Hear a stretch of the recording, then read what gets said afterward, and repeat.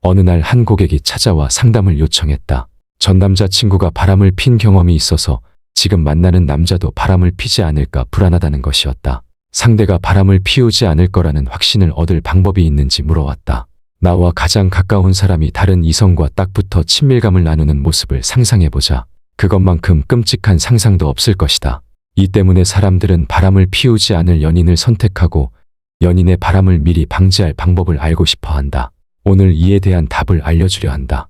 먼저 우리는 근본적인 질문을 던져야 한다. 인간은 왜 바람을 피우는가? 소중한 관계를 한순간에 무너뜨리는 어리석은 선택을 왜 하는가? 크게 두 가지 이유가 있다. 1. 자존감 결핍.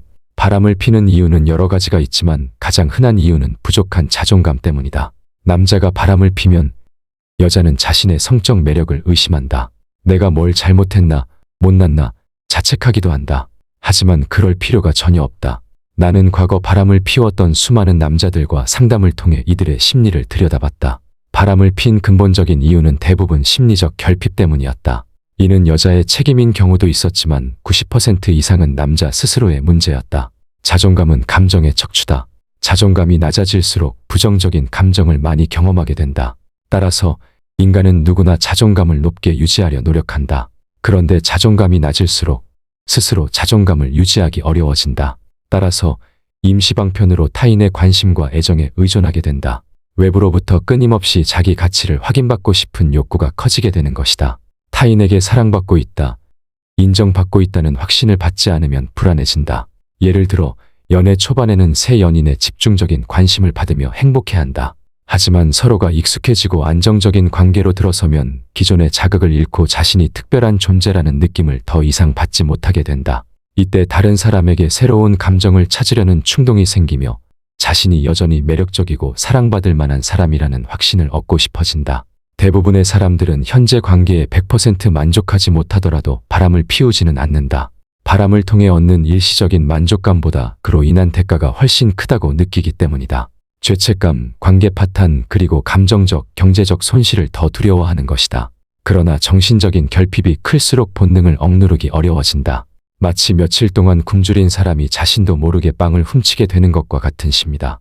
결핍이 큰 사람에게 바람은 단순한 유혹이 아니라 그 갈증을 잠시라도 해소할 수 있는 매력적인 탈출구로 다가오는 것이다.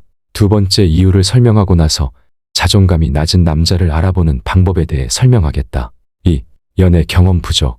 연애에서 큰 상처나 실망을 경험하지 못한 사람은 바람이 얼마나 상처가 되는지 이해하지 못할 수 있다. 연인의 감정을 깊이 고려해 본 적이 없거나 상처를 주고받은 경험이 없는 사람은 죄책감이나 공감 능력이 덜 발달해 있다. 대부분의 사람들이 바람을 피우지 않는 이유는 상대에게 상처를 주고 싶지 않기 때문이다. 유혹이 따라와도 죄책감이 앞선다. 그러나 과거에 상처를 주거나 받아본 경험이 없는 사람은 타인에게 주는 고통을 직관적으로 이해하기 어렵고 도덕적 기준이 느슨할 수 있다. 예를 들어 연애 경험이 많지 않은 남자 A가 친구들과의 술자리에서 매력적인 여자를 만났다고 해보자. A는 그 여자와 처음에는 자연스럽게 연락을 주고받으며 대화를 이어간다. 처음에는 단순한 호기심에서 시작했지만 시간이 지나면서 나도 모르게 감정이 생기게 된다. 이는 기존 연인보다 새 연인이 더 매력적이기 때문이 아니라 새로움이 주는 찰나의 설렘 때문이다.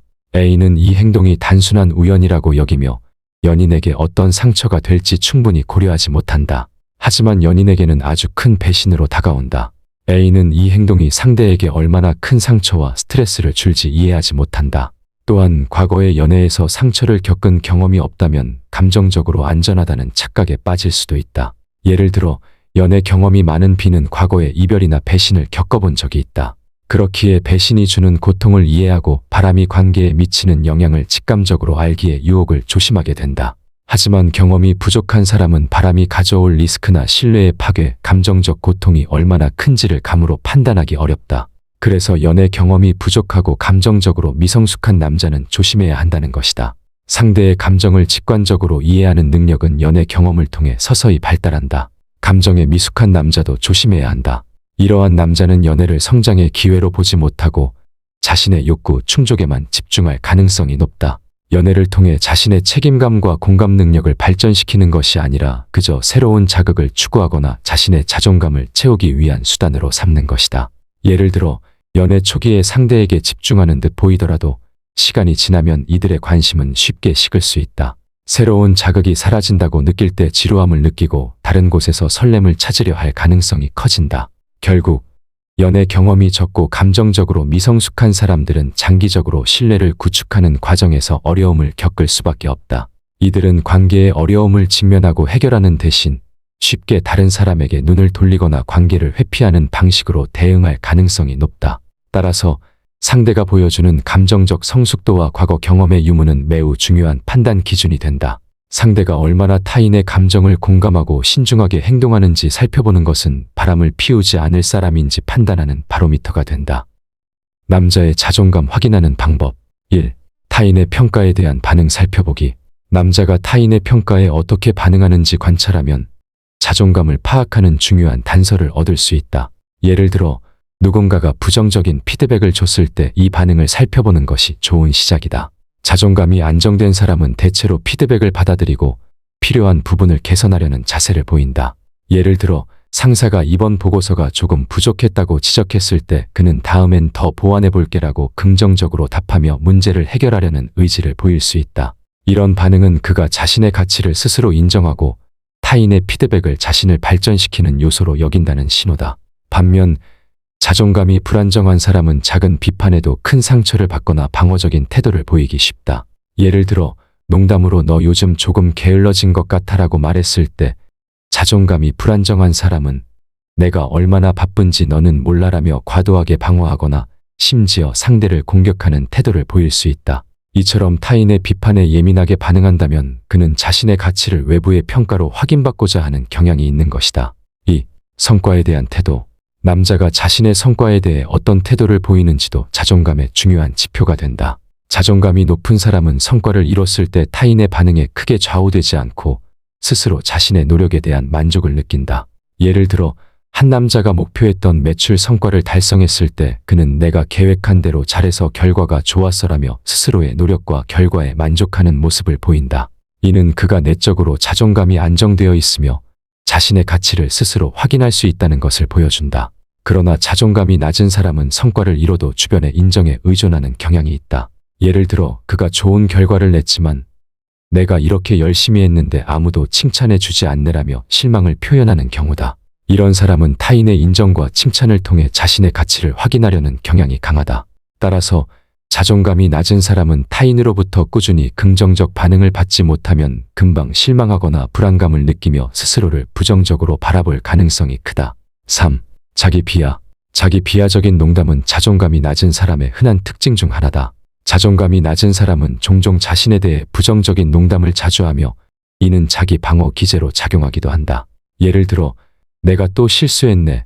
뭐 항상 이런 거지와 같은 표현을 통해 자신을 낮추거나 나는 원래 운이 없어서 잘 안 되라는 말을 반복한다. 이런 말은 겉으로는 농담처럼 들리지만 그 안에 스스로의 가치를 깎아내리고 무의식적으로 자기 자신을 방어하려는 심이다. 자기 비하적인 농담은 일종의 안전장치처럼 작용하기도 한다. 자존감이 낮은 사람은 실패를 예견해두는 방식으로 자신의 가치가 더욱 낮아지는 것을 방어하고자 한다. 예를 들어 중요한 프로젝트나 발표를 앞두고 내가 잘해낼 수 있을 리 없지라고 스스로의 능력을 미리 깎아내리면 실제로 실패했을 때 받는 타격이 줄어들 거라고 느낀다. 이렇게 하면 만약 결과가 좋지 않아도 상처가 덜할 것이라는 방어 기제를 활용하는 것이다. 반면 자존감이 높은 사람은 자기 자신을 무의식적으로 낮추는 방식 대신 자연스럽게 긍정적인 표현을 사용할 확률이 높다. 자존감이 높은 사람은 실수를 해도 다음번엔 더 잘할 수 있어 또는 내가 이번엔 놓쳤지만 많이 배웠어와 같은 긍정적인 표현으로 넘어간다. 이런 사람은 타인의 평가에 크게 신경 쓰지 않으며 실패를 자기 가치와 연결짓지 않는다. 예를 들어 프로젝트가 실패했더라도 이 경험을 통해 배운 게 많다라는 말로 경험을 인정하며 다음 기회를 바라본다. 4. 타인과의 비교 빈도.